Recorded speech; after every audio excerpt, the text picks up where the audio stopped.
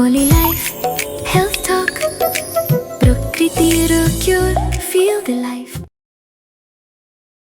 একটা প্রশ্ন খুব রিলেটেড নয়, কিন্তু তাও আমার জানতে ইচ্ছা করছে। ধরুন, অবভিয়াসলি আপনি বলবেন যে যে নার্সিংহোমে আইসিইউ আছে সেখানে যদি একটা সাধারণ পেশেন্টও ভর্তি হয়, সে যদি কোনোভাবে ক্রিটিক্যাল হয়, সেরকম নার্সিংহোমে ভর্তি করাটাই প্রেফার্ড যে কোনো ডাক্তারবাবুর ক্ষেত্রে। সেরকম এনআইসিইউ এর কথায় আসছি, যে ডেলিভারি হওয়ার সময় এমন নার্সিংহোমেই কি মাকে ভর্তি হতে হবে যেখানে এনআইসিইউ আছেন? এটা তো অবশ্যই এনআইসিইউ বলবো না, অ্যাটলিস্ট এসএনসিইউ ব্যাকআপ আছে। এনআইসিইউ বলতে নিওনেটাল ইন্টেনসিভ কেয়ার ইউনিট। এনআইসিইউর বিভিন্ন লেভেল আছে, মানে গ্রেড 1, গ্রেড 2, গ্রেড 3। লেভেল 2 যেটাকে বলা হয় এসএনসিইউ, যেখানে অক্সিজেন, বেসিক রিসাসিটেশন, একটা বাচ্চা জন্মের পরে কি হতে পারে সেই জিনিসগুলো আমরা বুঝলে এটা আমরা ইজি হবে আমাদেরকে আলোচনা করতে। মনে করুন একটা মা, তার অ্যানোম্যালি স্ক্যান হয়েছে, তার বাচ্চার ফিটাল ইকোকার্ডিওগ্রাফি হয়েছে, সব রিপোর্ট নর্মাল আছে, বাচ্চা সিজার করতে হবে, সেই জন্য মা ভর্তি হয়েছেন। সেই ক্ষেত্রে বাচ্চা হওয়ার পরে হট করে বাচ্চা না কাঁদতে পারে, সেইটাকে ব্যাকআপ দেওয়ার জন্য সেই অক্সিজেন এবং প্রয়োজনীয় জিনিসপত্র, সিপ্যাপ মেশিন, এটা এসএনসিইউতে থাকে।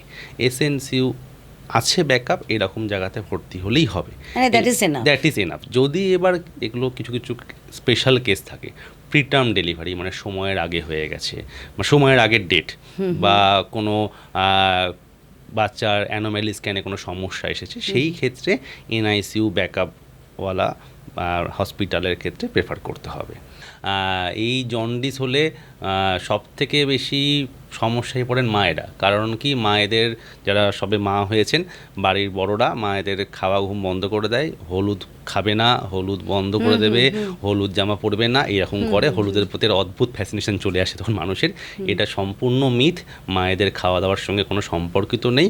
ইনফ্যাক্ট যত বেশি করে মায়ের দুধ খাবে, যত ঘন ঘন খাবে, তত তাড়াতাড়ি জন্ডিস নামবে, কোনো কালারের সঙ্গে কোনো সম্পর্কিত নেই। আর আরেকটা বিষয়, আপনার কোশ্চেনের সূত্র ধরেই, যেটা রোদে রাখা নিয়ে বললেন, যে তেল মাখিয়ে রোদে রাখলে ভালো তো খুব বেশি হয় না, উল্টে খারাপ হতে পারে। কারণ ফুল বডি যখন বাচ্চাকে খুলে রোদে রাখা হচ্ছে, তখন হট করে ঠান্ডা লেগে যেতে পারে, সেখান থেকে কিন্তু আরেকটা সিরিয়াস কন্ডিশন হয়ে যেতে পারে। শুনলেন তো, কত রকমের মিথ আমাদের এখনও সঙ্গ ছাড়েনি। নবজাতকের জন্ডিস নিয়ে অনেক তথ্য আপনাদের জানালাম, আর এই সমস্ত জানকারি যিনি দিলেন, তিনি নবজাতক শিশুরোগ বিশেষজ্ঞ doctor Sourav Banerjee. Thank you so much আমাদের সঙ্গে আসার জন্য। আপনারা দেখতে থাকুন অলি লাইফ হেলথ টক, সঙ্গে থাকুন। Only life, health talk, প্রকৃতির cure, feel the life.